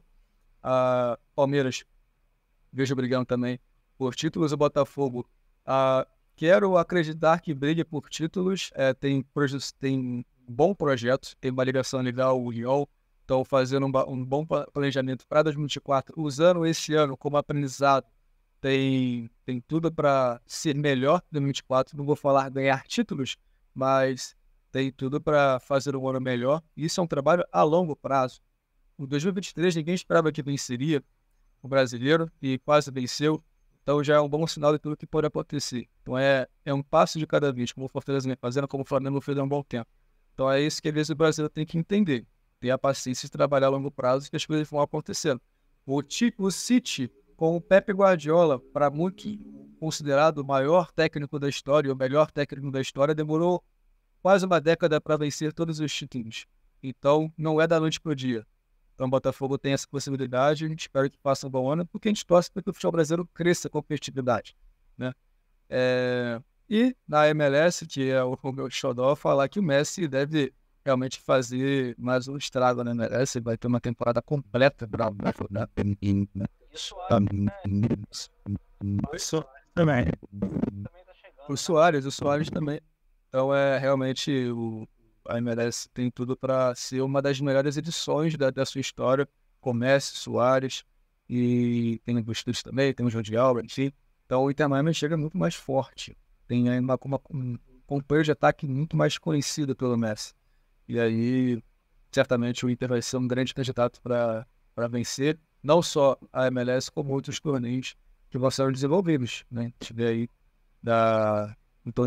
o torneio continental deles, tá com o CACAF, enfim, então realmente espero a Inter Miami muito competitivo para também achar esse tempero da MLS cada vez mais picante, mais latinizado, porque realmente tem o México ali do lado que briga com aqueles jogadores mexicanos que vão para a MLS, que ajuda bastante também nessa miscigenação. A gente vê o Carlos Vela pelo LAFC, também que ajuda bastante. Há um bom tempo, 2019 ajudou, como naquela rivalidade contra o Ibrahimovic, porque não agora, não com uma rivalidade, mas essa junção, Suárez e Messi, trazendo esse sangue mais sul-americano para a MLS e deixar o campeonato mais competitivo, não tem tudo para ser. Uma baita edição 2024, comece talvez até bater um recorde de artilharia, né? Porque lembremos que o maior artilheiro de uma edição é o Carlos Vela com 34 gols. O Messi tem tudo para bater pelo menos uns 35.